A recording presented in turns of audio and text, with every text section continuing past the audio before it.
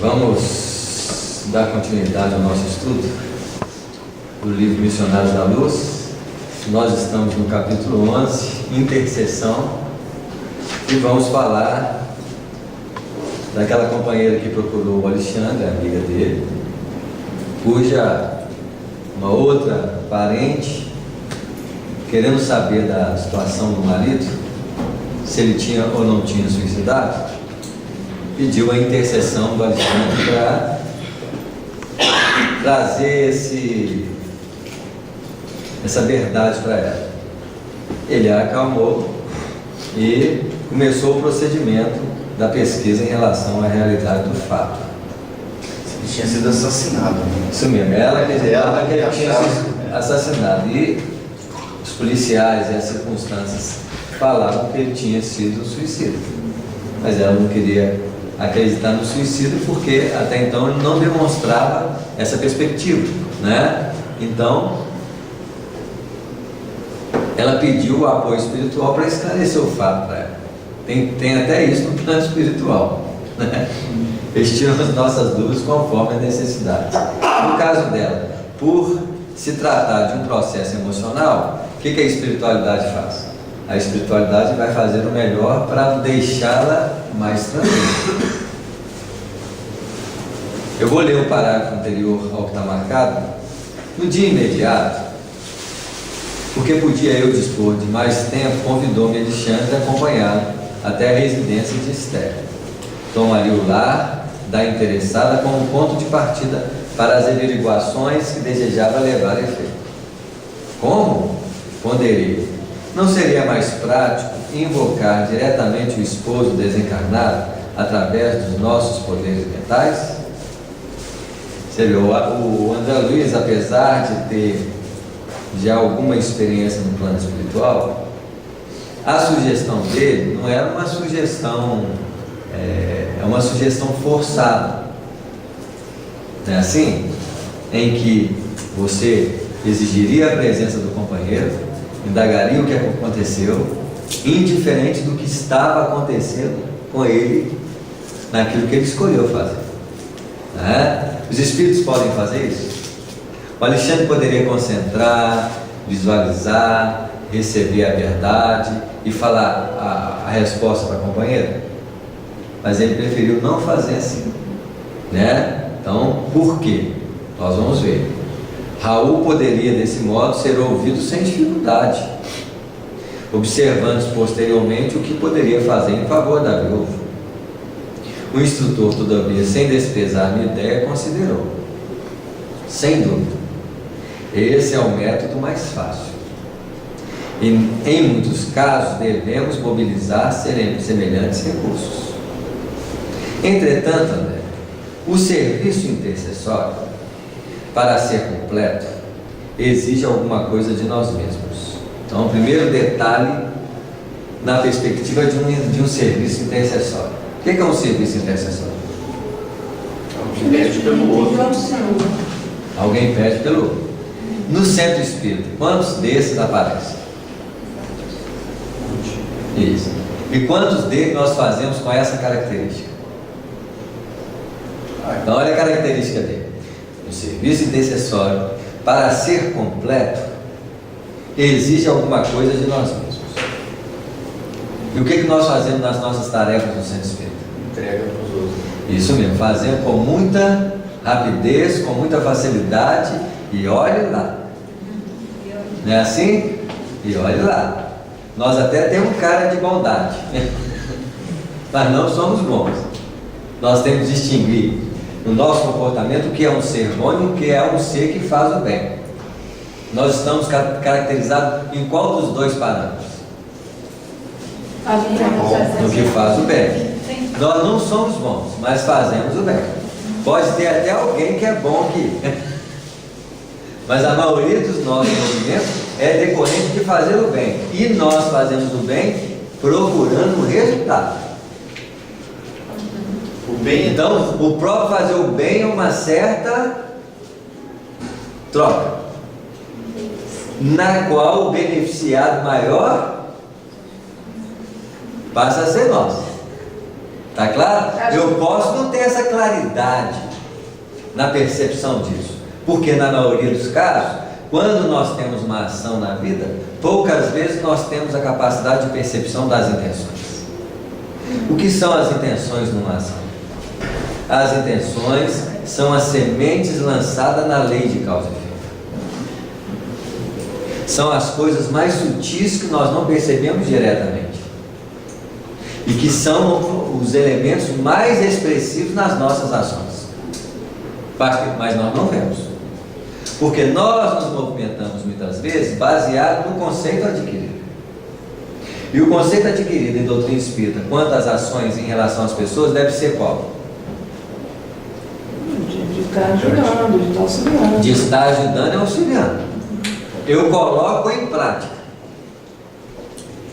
Só que muitas vezes as nossas ações, como as próprias ações no dia a dia, na maioria das vezes, nós temos que sempre levar em consideração algumas exceções, na maioria das vezes, profissionalmente falando, no próprio lar, naquilo que somos chamados a efetuar, qual que é a disposição sincera de fazer? Com a integração profunda. Hã? É com aquela dedicação assim amorosa? Ou é muitas vezes vai acabar logo? Não é assim? Vai comprar um pão ali, que boa vontade que nós vamos. Vai fazer isso para mim? Ah, podia pedir outro, não? Não é isso que nós fazemos? Porque primeiro que nós temos que romper um padrão de comodismo de situação que nós nos encontramos. Quando alguém nos pede alguma coisa, ou pede uma intercessão, eu tenho que parar o que eu estou fazendo para atender. E 80% das nossas perspectivas, quando alguém nos pede alguma coisa, a resposta, se fosse sair na hora, seria qual? Não. Mas como não temos coragem? Nós somos sinceros. Isso. É assim? Até porque essa reação é uma reação natural do comodismo animal que nós trazemos dentro de nós,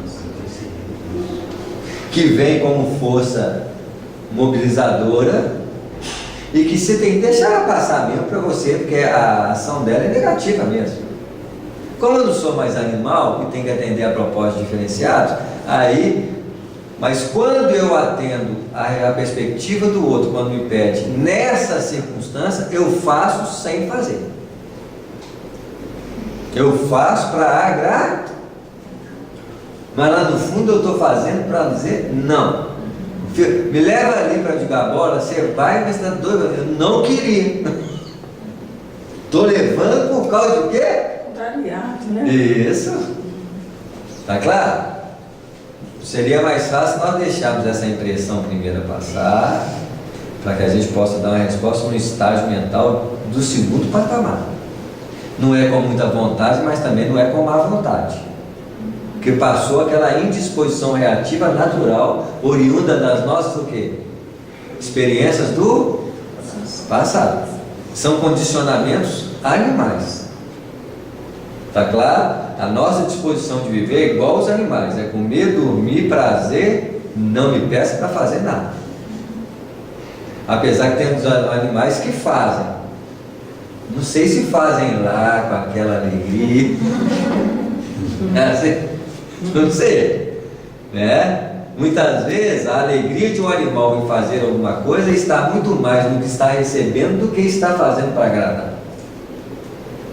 Mas fazem por obediência, sem resistência, mas eu não posso dizer com claridade se o animal está sentindo dentro dele um prazer para fazer o serviço.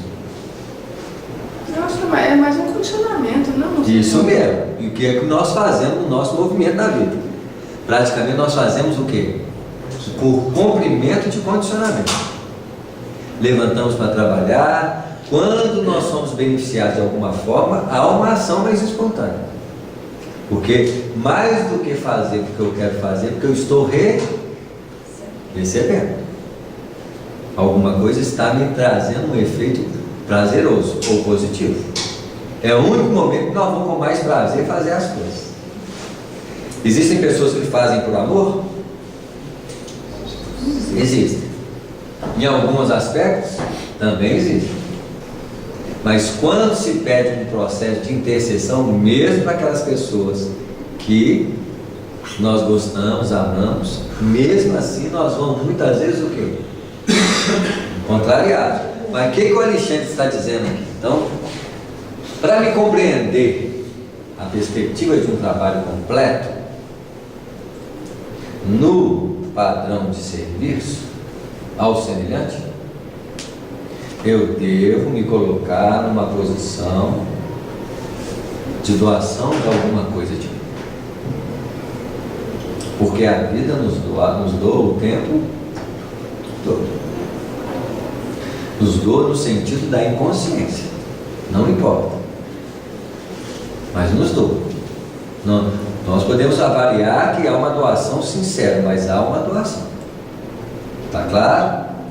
Samuel, me fez lembrar aqui aquela situação no nosso lar, né, com aquela senhorinha com o ministro Clarence, né, que o André Luiz foi em dupla com ela, né, que é aquele procedimento, né, de lá, e em que ela pedia intercessão dos filhos, só que o ministro Clarence questionou-a porque ela tinha tanto tempo no nosso lar e tinha tão poucas horas de serviço e benefício à própria sociedade do nosso lar e à própria colônia.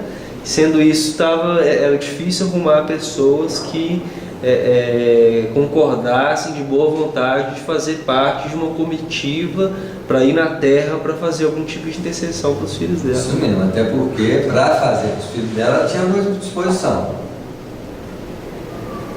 Mas provavelmente quando chegasse lá, não sei se ela ia fazer, ela ia mais atrapalhar do que fazer, porque o que daria recurso para ela fazer é o aprendizado que ela ia fazer quando fizesse em benefício dos outros. E a cooperação que receberia espontaneamente com aqueles que ela ajudou, em benefício daqueles que amam aqueles que ela ajudou. Não é assim? Então os fatores do auxílio verdadeiro têm esses ingredientes também que nós temos que levar em consideração. Né? Exige alguma coisa de nós mesmos, concedendo à nossa irmã Esther algo do nosso tempo e de nossas possibilidades, seremos credores de mais justos conhecimentos. Então, a primeira coisa, todo procedimento em benefício de alguém é um processo de aprendizado, que na postura de quem está ajudando, muitas vezes não percebe, por se achar o detentor do poder de auxílio. E que muitas vezes vai sofrer a lição da decepção. Não é assim? Porque nós somos detentores de quê? De nada. Nós somos instrumento de possibilidades que não são garantidas, até porque nós não temos uma visão completa do processo em si em que nós estamos operando. Eu estava vendo um livro essa semana, ele fala, você me fez lembrar de uma frase lá, sabe, que diz o seguinte: a grande ajuda, o grande auxílio que a gente presta ao outro é em relação àquilo que a gente tem e não àquilo que a gente detém. Isso. Que é muito, né? Que é o único material que eu posso, dentro desse processo, falar que foi. Não é assim? Então, o que ele está querendo dizer? Para nós que estamos no movimento dentro da doutrina espírita, que o tempo todo pede por ações intercessoras. Uma visita em feira, uma campanha do quilo, qualquer que seja o trabalho que nós estamos operando, o mínimo que nós temos que fazer com carinho. Sentir o que está fazendo. Eu posso dar um exemplo? Pode. A gente costuma muito falar mal de marido, mas eu vou falar bem do meu hoje, eu posso? Pode. Porque assim, eu assim, acho que foi um exemplo para mim, sabe?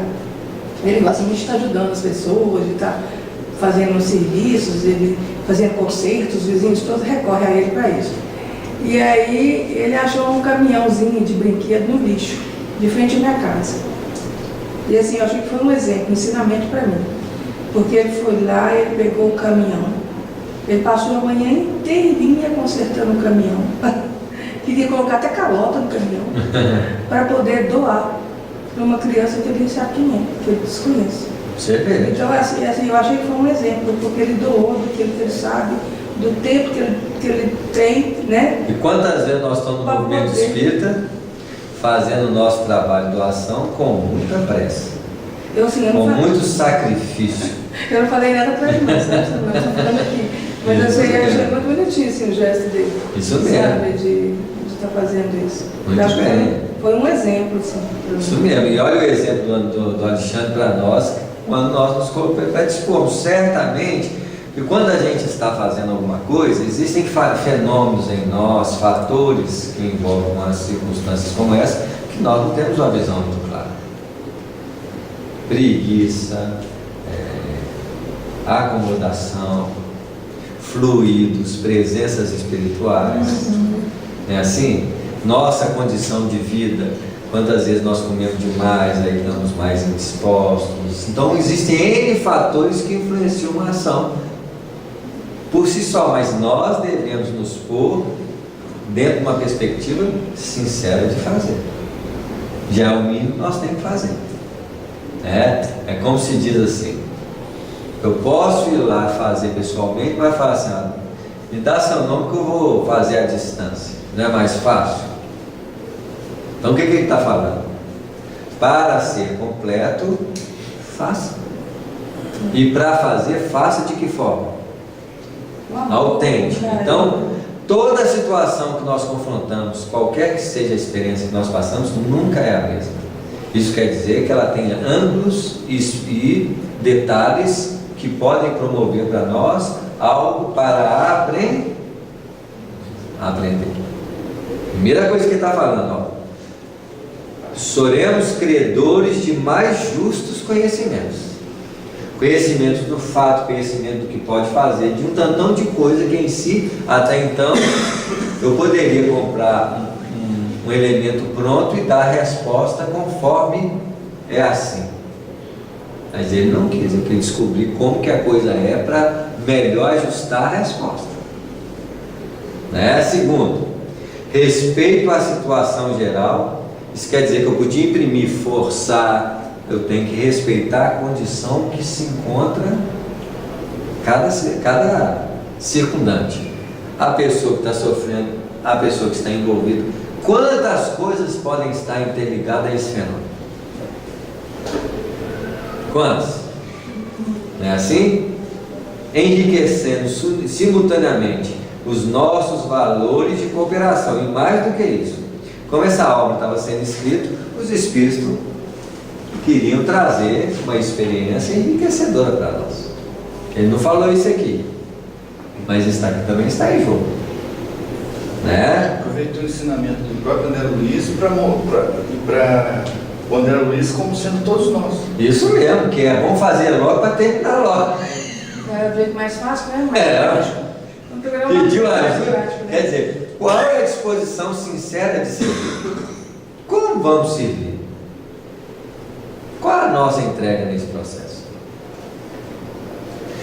A disposição natural de servir é igual a gente faz o serviço, quando a gente faz alguém que pede em casa, qualquer situação, nós não podemos negar isso.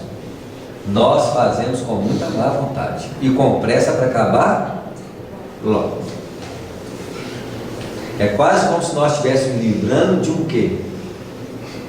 De uma carga, de um peso. E ainda saímos com cara de quê? Na foto. De bonzinho. Tá claro? Se nós não tivermos uma clareza sem julgamento, porque eu preciso compreender a minha vida para crescer. Será que eu vou esperar os Espíritos, eu desencarnar, os Espíritos falar isso na minha cara? Eu não posso já admitir para mim mesmo? Para fazer um trabalho com consciência? É o que nós temos que fazer. Sem precisar daquela... Para nós, né? Tem a ver com aquela reflexão que o Carlos trouxe para nós. Isso mesmo, senão não aparecer igual aquele, todo de branquinho lá. Se fez, eu não sei. Mas também sem o quê? O martírio da culpa.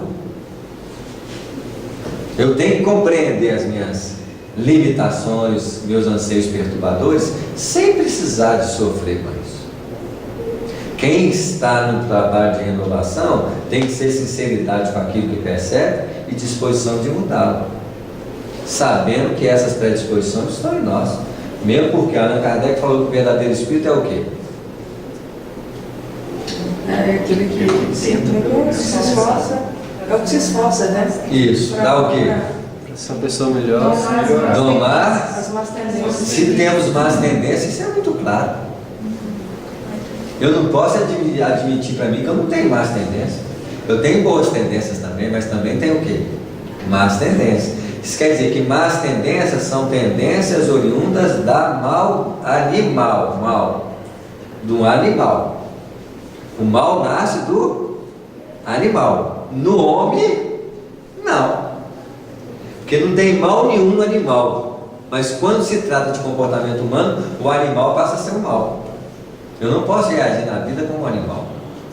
Mas a gente não pode entrar nessa também de dizer assim, né? De querer se desculpar de tudo, né? Eu sou humano, eu sou imperfeito. Isso chama-se justificativa de quê? De defesa nossa. Isso. Se eu quero uma disposição transformadora, eu tenho que perceber meus inimigos. Eu tenho que amar os inimigos. E tentar sair isso. Transformar, né, Samuel? Isso porque no fundo nós não queremos vê-los. Outro dia mesmo eu fui no evento, uma tarde da torta espírita lá, eu tive a nítida sensação de querer ser reconhecido. Por quê? Por que a gente quer ser reconhecido? O que eu não posso é negar que eu tive. Porque essa sensação é perceptiva. Perceptiva como? Com quem? Com você, ué. Só comigo. E com os Espírito está vendo, gente. Eles estão vendo tudo. Isso, e eu também. Quem está do meu lado, ninguém vê isso não. Porque são traços intencionais. E os traços intencionais nascem do invisível de nós mesmos. Porque nós não estamos tratando de comportamento. Nós estamos tratando de essência de comportamento. A gente nunca pode dizer que conhece o outro, né? Isso. Até porque todas as nossas más tendências aparecem. Eu atendê-las é que é o problema. Quando elas vêm, é um traço de personalidade que quer alimentar e falar assim, vem comigo, o que eu tenho que fazer? Não. Deixa, vai embora. É só assim. Não é só. Isso. E isso chama expulsar os demônios. Que Jesus falou. Porque eles vêm. Eu não estou falando de demônio que vem de fora. Vem demônio de... Esses são os que nos provocam problemas. E nós temos que ter um olhar educativo para nós mesmos. Tá claro? E eu tenho que ver esses traços vindo, porque quantas vezes esses traços vêm e nós assimilamos a personalização deles. Porque o Espírito, ele personifica algo que sustenta pela força dele mesmo. E isso não tem força por si só. Isso vem. Dizendo assim, Espírito, você tem a força para me fazer realizar. Vem comigo. Isso, então nessa hora você pode expulsar o demônio sem esforço. Deixa embora. Mas esses demônios são camaleões, eles se transvestem rapidamente. Isso, mas não importa, eu tenho que estar o quê? Atento. Vigilante, isso mesmo, vigiar. Não é vigiar os outros. A gente fala em vigiar, nós estamos logo pensando em vigiar quem? O outro. Tem nada a ver. Eu tenho que vigiar as nascentes do meu ser, porque ali está o fundamento criador. O que é o fundamento criador? São as expressões que nascem espontaneamente do nosso ser. Expressões essas que influenciam nesse estado os padrões vibratórios e sutis da vida. Eu não estou falando de uma manifestação verbal que vocês escutam. Essa manifestação é a criação no plano material e influencia as pessoas que estão nos ouvindo. Nós estamos falando de uma ordem de criação invisível que mantém os padrões vibratórios da qualidade planetária. A Terra, vibratoriamente, é sustentada pelo conjunto de manifestações sutis que nós emanamos dentro dessa ordem.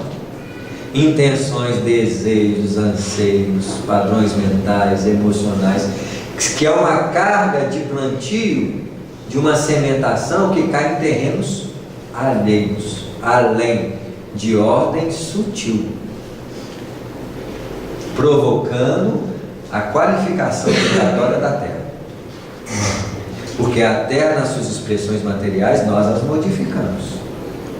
E quando nós olhamos para o planeta, apesar de ter uma expressão ainda limitada para algumas regiões, o planeta hoje tem muita coisa consolidada de ordem elevada nos padrões de bem-estar. Você olha para alguns países, um mundo de regeneração já está lá. Então o que é o mundo de regeneração? O mundo de regeneração é o plano espiritual superior à Terra que nós conhecemos como nosso lar, por exemplo, que é uma cidade, não é assim? Se você for olhar para a cidade do nosso lar, aquilo é um mundo de regeneração que nós vamos viver. Na forma de tratar uns aos outros, no ambiente externo de aeróbicos, não é assim? Tudo bonito, todos os lugares floridos, limpos, bonitar, olha que beleza, isso é mundo de regeneração. Eles já vivem isso lá. Isso quer dizer que aquilo vai chegar na onde? Aqui. Mas se você for em alguns países, você já vê aeróbicos, já vê construções, não é assim? Então você já vê muito dessa realidade no plano físico. Não tem para todo, até porque nem todos merecem. O brasileiro não merece. Por que o brasileiro não merece? Porque é o rapa de tacho de bandido que encarnou. Nós estamos falando de todos. O que nós estamos vendo na televisão é o nosso passado. Então tem gente que fala assim, por que nós não levantamos brigando? Porque nós não podemos fazer assim. Não é assim, não vamos mudar não. Nós temos que mudar de forma correta. Nós temos que repensar que não votar, tem que repensar em tudo agora. Não é pela briga, porque por briga e violência, isso nós já fizemos parte da nossa o quê? História. E só deu problema. Violência resolve alguma coisa? A ação violenta gera o quê? Violência. O princípio não é diferente. Tem gente que vai agir com violência procurando paz. Onde que vai achar paz na violência? Para ter paz tem que começar com o quê? É uma coisa que segue a outra. Então a solução dos nossos problemas é pacíficas, mas também dinâmicas e operativas. É assim que nós vamos mudar o mundo, começando pela forma como nós mudamos nosso procedimento dentro da vida. Porque enquanto a corrupção é para o nosso interesse, para o nosso pequeno estado de prazer, nós não pensamos nisso, não. Quando nos afeta indiretamente é que nós começamos a questionar a corrupção.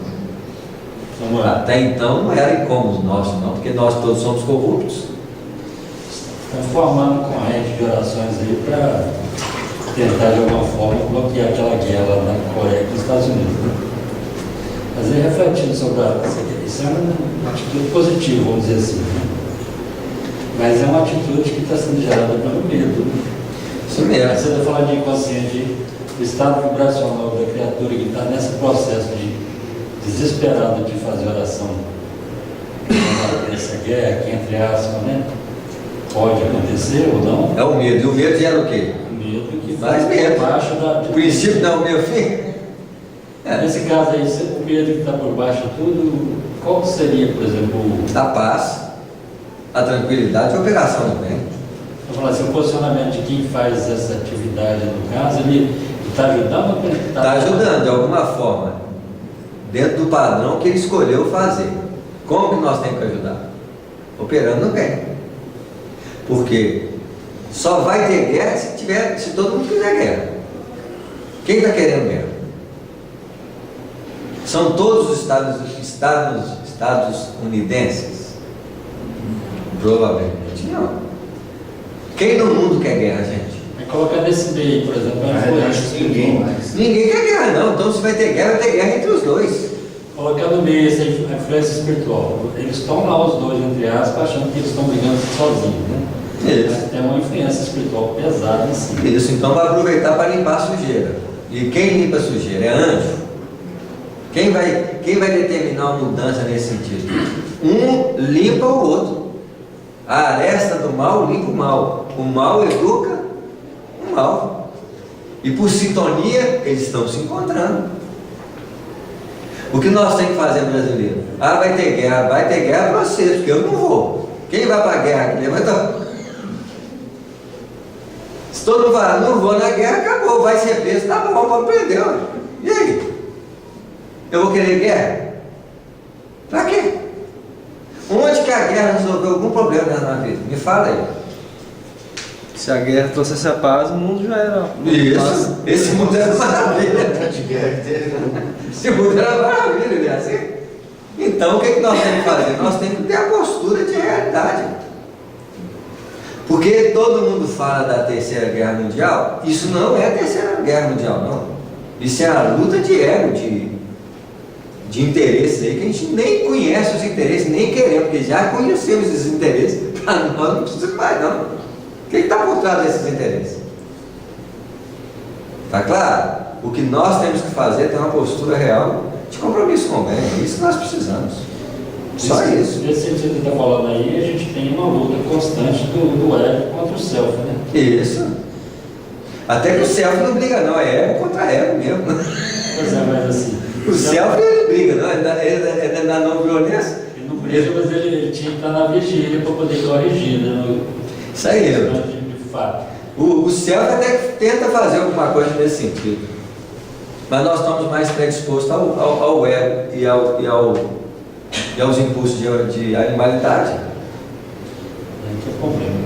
Isso aí. Nós temos que mudar a nossa predisposição de parar de brigar com os outros em primeiro lugar. Se eu não quero guerra, pare de brigar com as pessoas. A minha guerra é essa. Eu discuto com os outros à toa. Discuto posicionamento de pensamento espírita. Duas pessoas que estão discutindo espiritismo, elas são o quê? Donas da verdade. Que a doutrina espírita discute com alguém, gente? Ela lança. Espírito que discute com a gente é espírito perturbado. O mentor xingou, falou, quer dizer, vamos colocar o mentor no seu padrão. Pode ser até mentor. Mas mentor é relativo. Não é assim? Quem dá o bem é o primeiro beneficiado.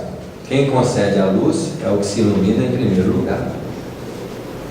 Como quem não deseja dilatar a conversação, Alexandre silenciou, pondo-nos ambos a caminho.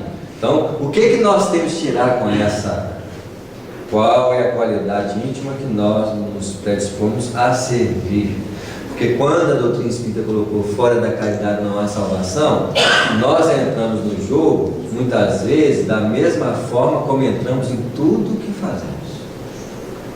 De forma rápida, que não me dê trabalho, que, não é assim? Eu não sabia que ia dar esse trabalho. Senão não tinha nem vindo. Eu não sabia que ia complicar. Eu não sabia que ia desdobrar em mim. Nossa, eu brinquei, mas achei que era fácil fazer rápido e vamos embora. Porque nós não queremos verdadeiramente fazer com qualidade. Como uma coisa tem que ser feita.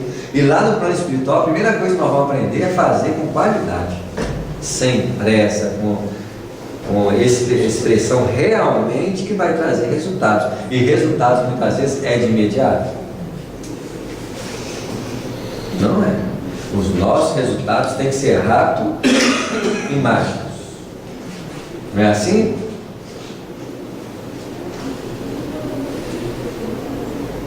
Compreendendo eu mais uma vez que, como na Terra, o serviço de colaboração fraternal nos planos dos espíritos reclama esforço, tolerância e diligência. Então já colocou 3 qualidades no nosso padrão de exercício do bem. Todo padrão de auxílio verdadeiro vai exigir esforço. Esforço sem perturbação. Esforço perseverante, desgaste natural, porque tem um esforço perturbado. Por isso tem uma expressão numa das leis espirituais, chama lei do mínimo esforço. Para nós, lei do mínimo esforço é preguiça. Na verdade, é esforço. Nossa. Nem? Está claro? A lei do mínimo esforço representa o esforço ideal para ser feito qualquer coisa. Porque se eu faço esforço demais, eu estou fazendo a contrapeso. Estou fazendo um esforço além do que é necessário de fazer. Por exemplo, vou para a reunião no esforço de contrapeso. Eu só estou indo porque eu acho que eu vou ter um benefício.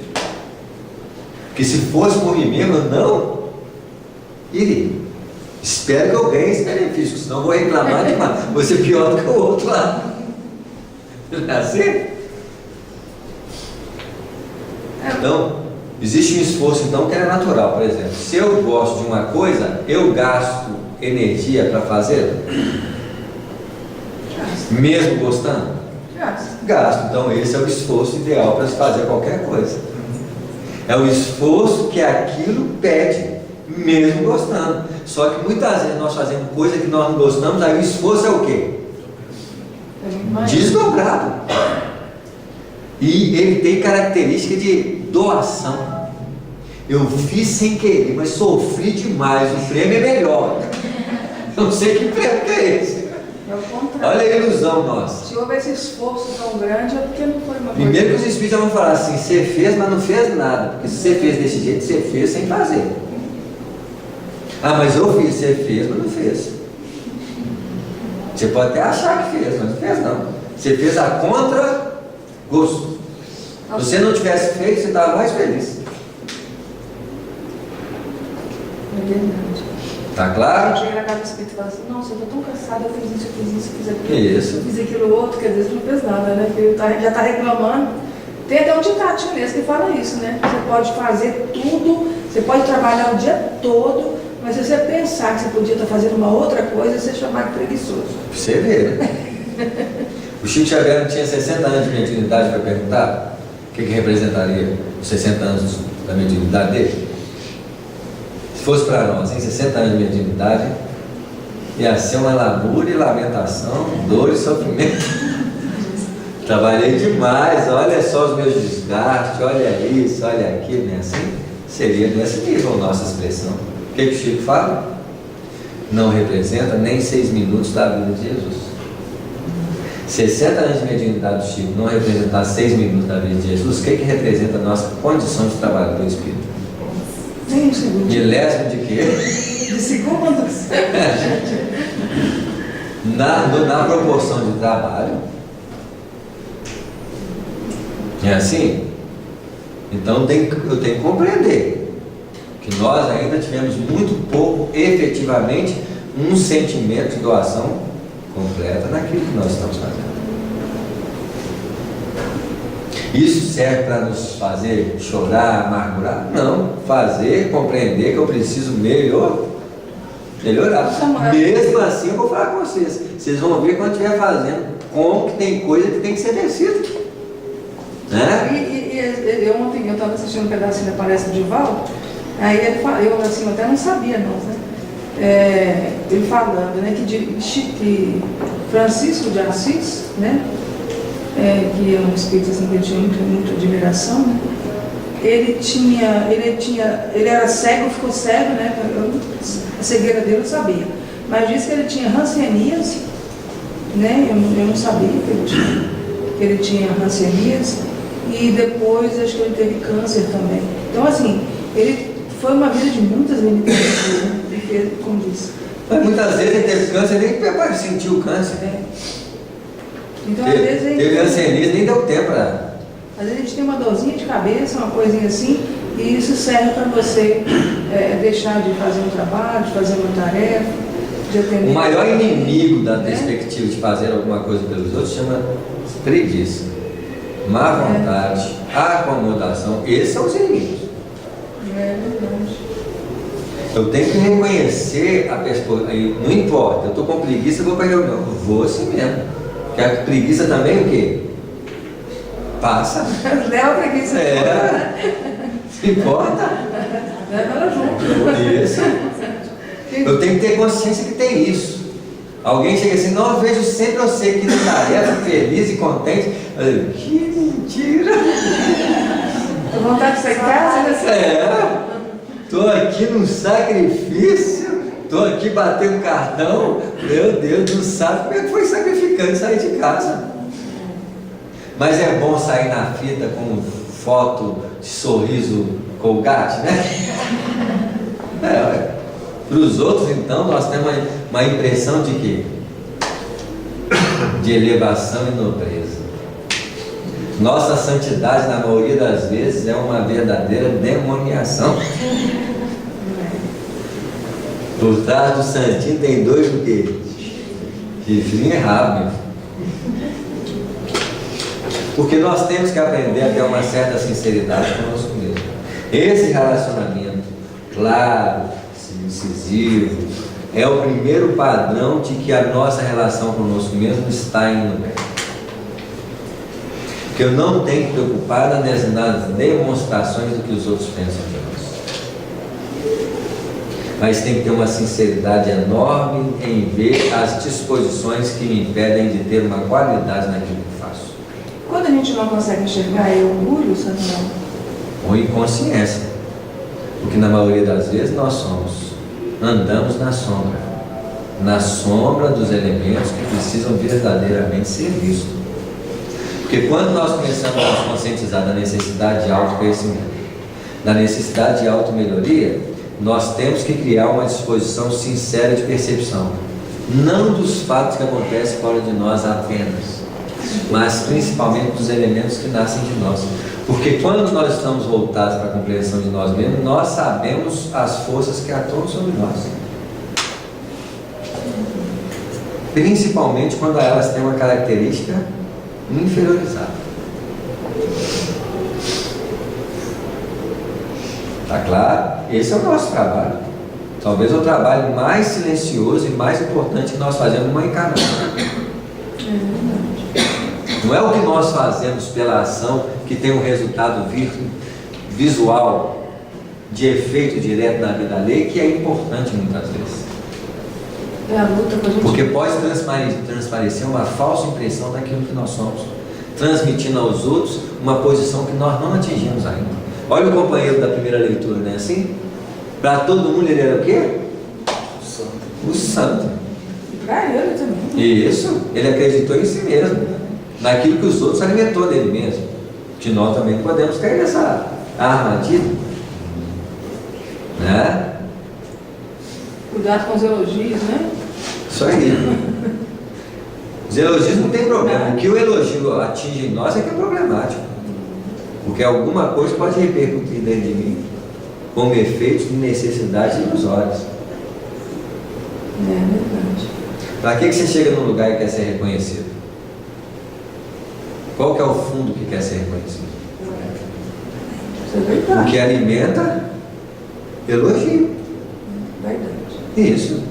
Mas não importa, eu tenho que ver, porque todo mundo quer ser visto. Do bebê ao mais velho. Todo mundo quer ser visto, todo mundo quer ser reconhecido, todo mundo quer ser atendido, todo mundo quer existir. De uma forma ou de outra. Porque se você está relacionando com alguém no trâmite do afeto, se a pessoa não dá atenção para você, o que, é que você começa a sentir? Triste, magoado, isso. Né? Aí cria os problemas. Ele não gosta de mim. Isso. É assim? Olha os problemas nossos. Tudo ligado à percepção do outro em relação a nós. Quer dizer, como que eu existo nos olhares dos outros? Olha que Jesus fez uma pergunta para os discípulos, né? O que dizem os homens ser o Filho do Homem? Por que Jesus perguntou isso? Ele tinha alguma intenção de saber o que os outros estão pensando dele? Isso não faz propósito para a consciência de Cristo. Está claro? Algum fundamento mais educativo estava naquelas perguntas. É assim? Com certeza.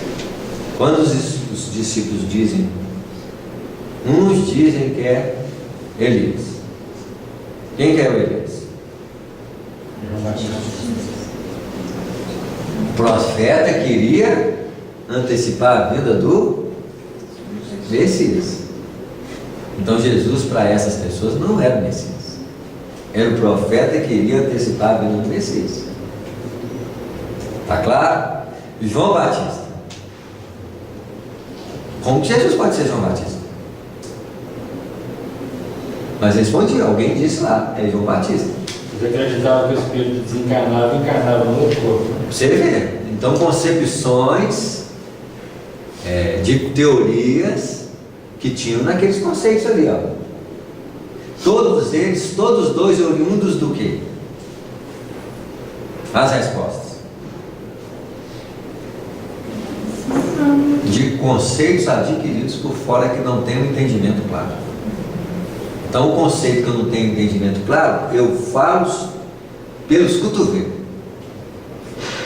É igualzinho palestra, espírito, quando você está dando palestra, você pergunta uma coisa, aí vai aquelas respostas assim, que você não pensa para falar isso, vai dando as respostas. Vai dando as respostas para ver se encaixou, se aceitou, ó, dei a minha certa, ó. Eu não respondo com clareza de visão. Minhas concepções são quase uma repetição daquilo que eu adquiro, sem uma investigação real do fato. A compreensão de um fato requer observação direta dele para me falar dele com autoridade. Nós temos autoridade muitas vezes do que falamos da doutrina espírita? Não, porque nós não conhecemos, nós repetimos o quê? O que o outro falou. Está claro? A maioria das nossas perspectivas são essas. Quando nós investigamos o fato, nós falamos com autoridade. É isso que Jesus estava. Um dos aspectos daquela questão do Cristo era exatamente essa: as pessoas falam do que não sabem e seguem preceitos, defendem ideias, defendem o espiritismo sem a menor consciência do que pode estar defendendo, pelo simples preceito de defender suas ideias. Quem consegue uma realidade reencarnatória briga com alguém sobre isso?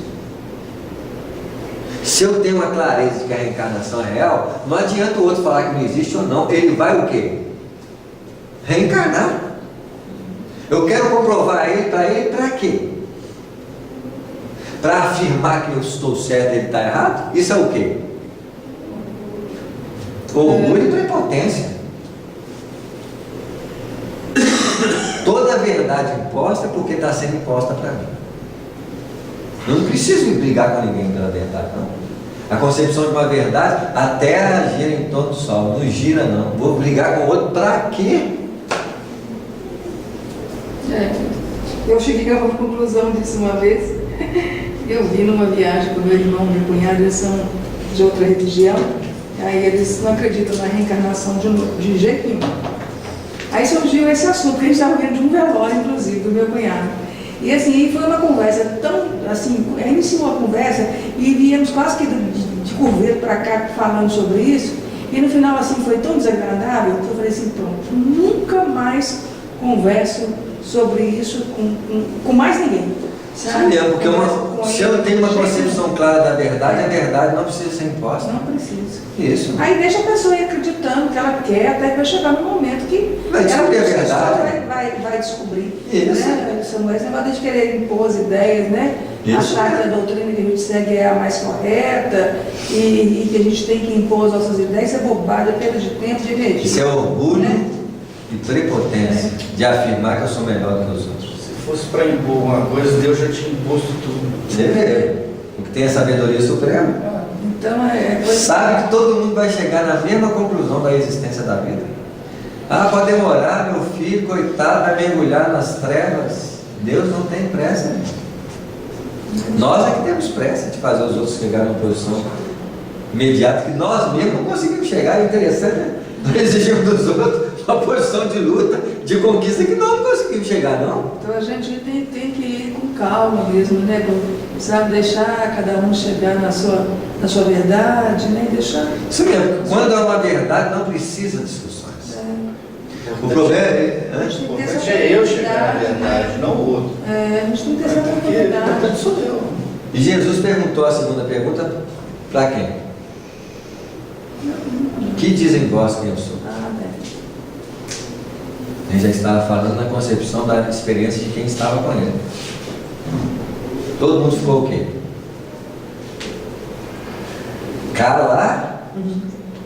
Caladinho. Porque provavelmente a maioria tinha as mesmas ideias. Né? Isso. O Pedro, influenciado por uma força interior, respondeu de uma forma muito inspirada.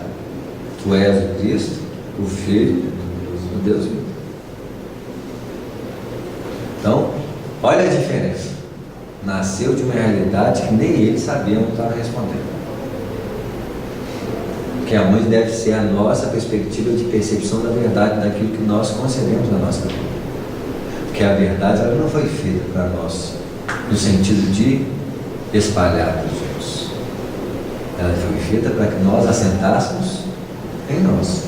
As oportunidades de trabalho nesse sentido é apenas um acréscimo de misericórdia. As concepções que nós abraçamos como verdade, elas têm que estar bem assentadas na nossa própria perspectiva de si. E é ali que vai ser o bom testamento da realidade do que nós somos. Se eu sou espírito e compreendo que não existe a morte, por que a morte vai me fazer sofrer? Indiferente se é a morte do outro ou a minha própria, o quê? Mas que hora que eu vou saber se eu vou sofrer ou não? Não. Na hora. Quando alguém morre ou quando eu morro. Ali você vai ver se é teoria, se é balela, ali que você vai sentir. Se você conhece a realidade. É isso.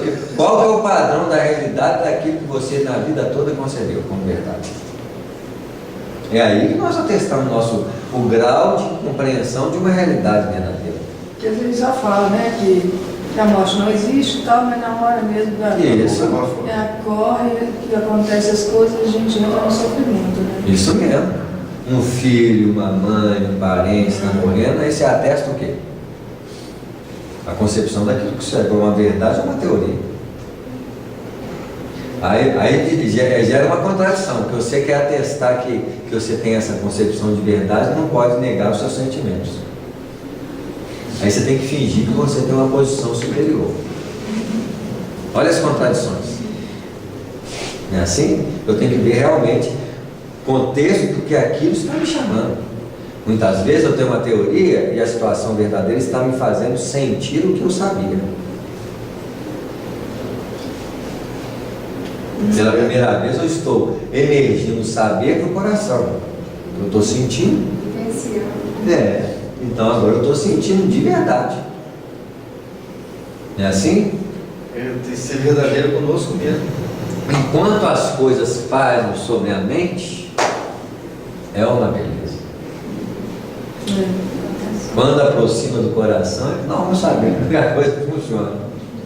Né? A casa da pobre viúva, alguém queria falar mais alguma coisa? Não, sou mesmo. A casa da pobre viúva localizava-se em rua modesta, e, embora relativamente confortável, parecia habitada por muitas entidades de condição inferior, o que observei sem dificuldade pelo movimento de entradas e saídas, antes mesmo da nossa penetração no ambiente doméstico. Então, há uma natural movimentação espiritual em torno da vida humana. E as casas despreparadas, com o teor verdadeiro de espiritualidade, é uma verdadeira expressão de movimentos espirituais. Está claro? Então, Não, peraí, não entendi, não repete para mim, por favor. então essa leiturazinha aqui demonstra claramente que o plano espiritual movimenta espontaneamente nos ambientes que não têm preparo espiritual sincero. Sincero esse porque cria uma barreira de entrada, como as nossas portas impedem, não deixam de ir, mas impedem a facilidade de as pessoas invadirem o nosso lar.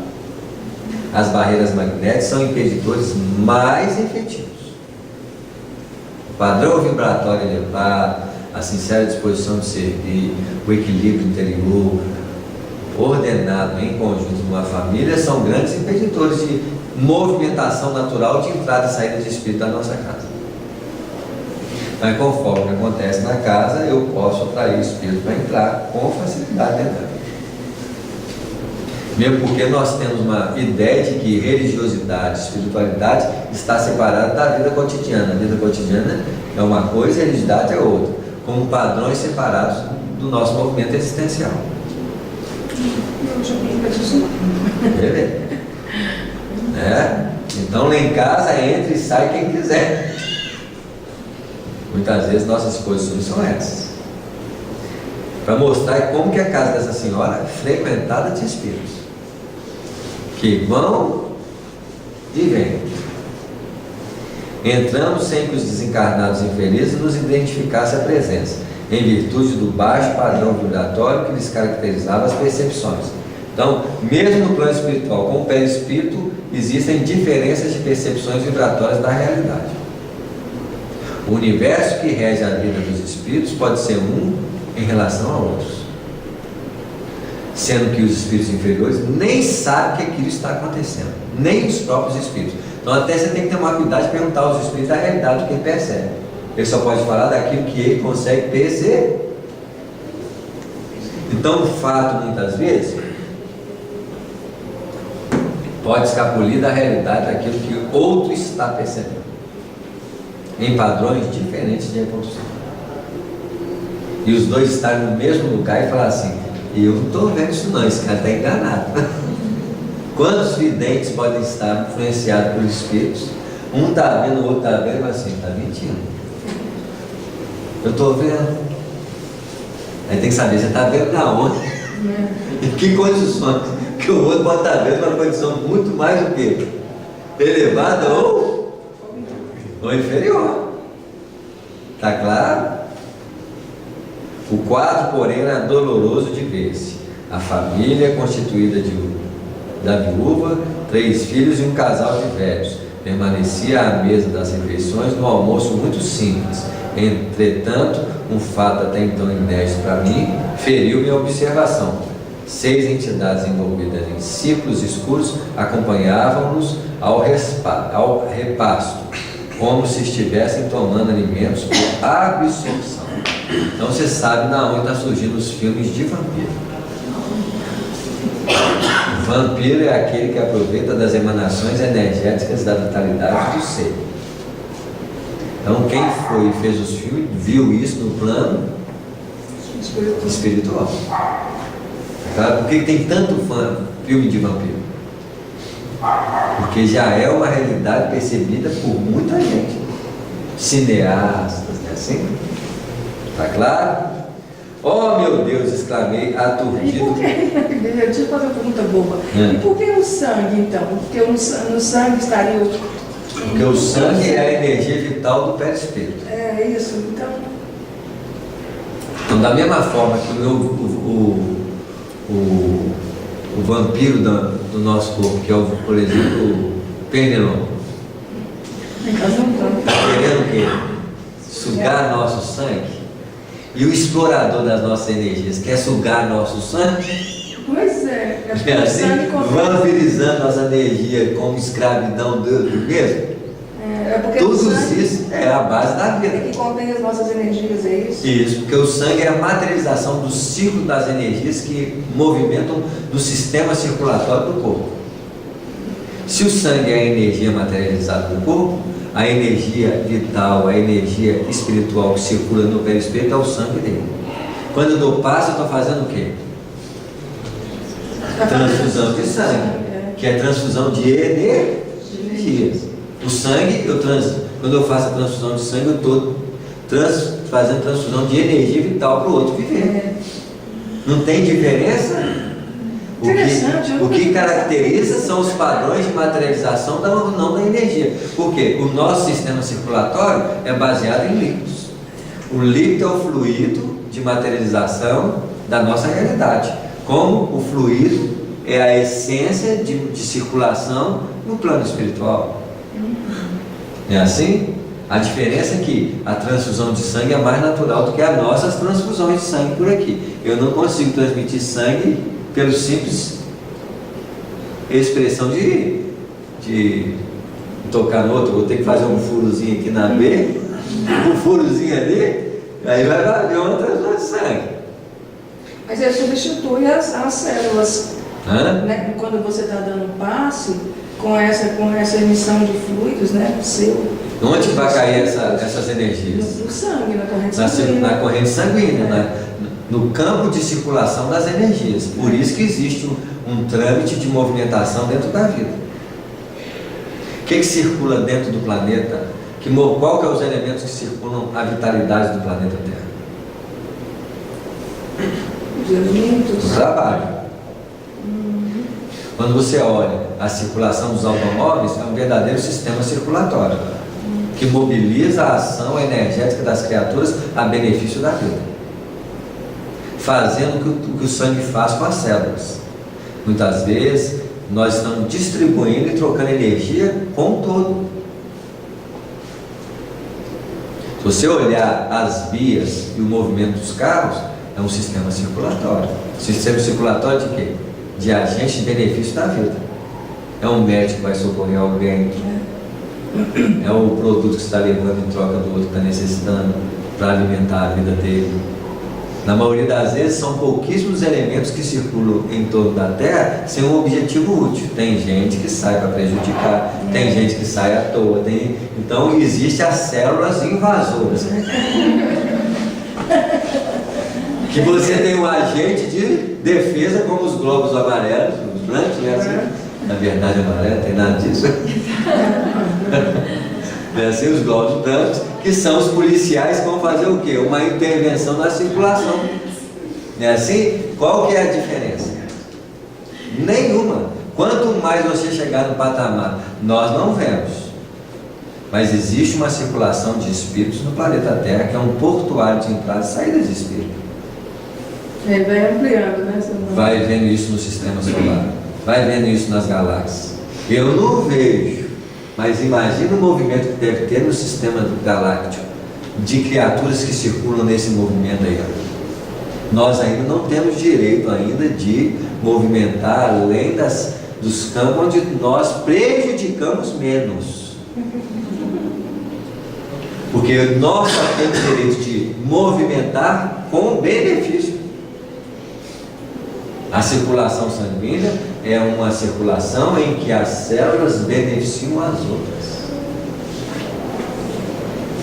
Mas existem os invasores das células, que são quem?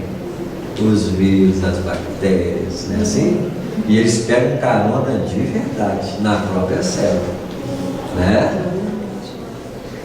Oh meu Deus, exclamei aturdido, dirigindo meu instrutor. Será crível desencarnados à mesa?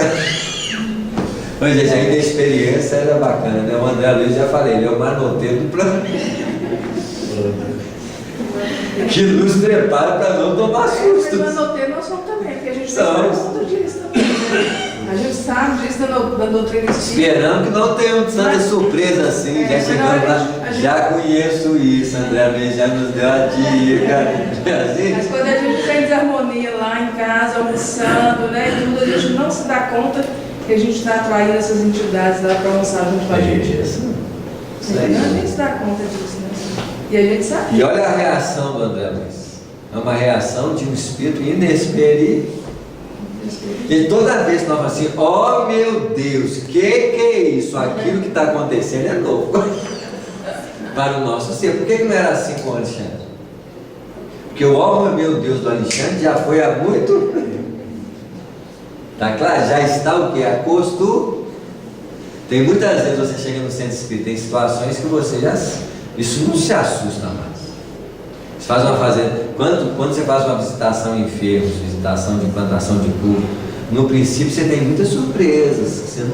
A caridade é muito teórica, não. A caridade é fazer o culto. É como se nós chegássemos num lugar tudo certinho, tudo. Quanto mais você faz experiências, mais você vê que a coisa é dinâmica, inesperada, você não tem a menor ideia do que pode acontecer. Então aí você vai compreendendo o que é a realidade da vida. Os nossos movimentos no trabalho do bem é o princípio daquilo que já acontece no plano espiritual. Muitos de nós já podemos ter trabalhado em atividades espirituais, estamos relembrando muitas vezes. Mas para muitos de nós, desencarnar é entrar, ajustar-se ao movimento que nós iniciamos na Terra. Por isso que o Espiritismo nos dá uma probabilidade de carteira assinada. Por que carteira assinada? Se você já dá par, você já fez visita, se você já fez isso, o mínimo que você tem que fazer é fazer o que você fazia aqui.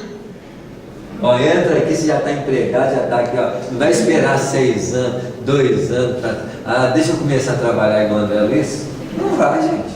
já está trabalhando, eles já vão te colocar na escala próxima do trabalho. Você já chega lá e fala assim, olha, não dá tempo nem de descansar, você já está na própria escala dos trabalhos de passe. Então, peraí, deixa eu descansar. Lá no umbral tá cheio de lugar, meu filho. Assim, provavelmente nas tarefas já que você já está ligado já, né?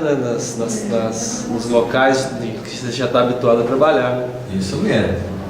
Aí quando é tipo a pessoa morre, né, você fala assim, não descanso. Você vê. Que ilusão. Alexandre replicou tranquilo. Você vê como é que Alexandre tudo é tranquilo, né? Do André Luiz é inexperiência, é perturbação, igual a gente. Né? Meu amigo, os quadros de viciação mental, ignorância e sofrimento nos lares sem equilíbrio religioso são muito grandes. Onde não existe organização espiritual, não há defesas da paz de espírito. Isso é instintivo para todos que estimem o reto pensamento. Só de você padronizar um anseio de elevação interior na busca de orientação elevada, seja qualquer nível religioso que você está, você já está implementando princípios naturais de defesa.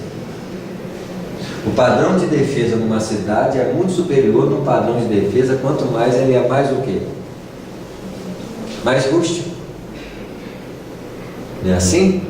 Então, as aquisições são benefícios na vida coletiva. As aquisições espirituais são benefícios na vida coletiva do espírito. Né? Após ligeira pausa em que fixava compadecido a paisagem interior, prosseguiu. Olha a diferença, um é de surpresa e de contrariedade. O outro observa compadecido. O que é observar compadecido? Observar com compaixão. Quantas vezes nossos olhos têm compaixão? A qualidade da compaixão no olhar é um padrão elevado que você está manifestando no próprio fato de observar. Se nós vermos os padrões do nosso olhar, a maioria deles são caracterizados por qual qualidade? Geralmente é de julgamento. Julgamento. Julgamento, avaliação negativa, são padrões que caracterizam a distorção da capacidade de ver. Porque a capacidade de ver natural deveria ser nobre e elevada. Nós não temos essa qualidade expressiva no nosso modo de ser. Hoje já conseguimos, de vez em quando, ter um olhar elevado para a gente compreender quais são os olhos do Cristo. Mas você passa primeiro pelo julgamento, depois você até reflete e entra nesse processo de compaixão. Isso mesmo. Mas primeiro a gente vai no julgamento. Isso, que é um padrão automático de avaliação da vida dele. Ou do medo de ser invadido, de ser roubado, de ser assim. Quantas vezes nós chegamos num lugar e chega alguém novo, né? Você já tem aquela sensação de invasão. Tirou o seu espaço, está competindo comida, tem um tantão de coisa em jogo que nós não estamos avaliando, que está inserido numa simples atividade que você fala assim, nossa, como é que eu tive isso? Se você teve, é porque aquele padrão já é automatizado dentro de você. E quantas vezes o espírita sofre por causa disso? Nossa, como é que eu tive coragem de sentir uma sensação dessa? De julgar a pessoa, de sentir o egoísmo, de não querer dividir? Fica tranquilo que isso aí é padrão de animalidade. Quando você era leão, você estava no espaço, aí chegava um outro grupo de leão, na hora você já pensava assim, vão matar o chefe, roubar as mulheres, as fêmeas, né, assim, para ser caçadora nossa, para preservar o nosso espaço. Vocês acham que a guerra nasceu da onde? A guerra não é fruto dos padrões de Capela. São frutos das lutas oriundos de grupos animais. A sofisticação da guerra é humana, mas o padrão de guerra e de disputa é animal.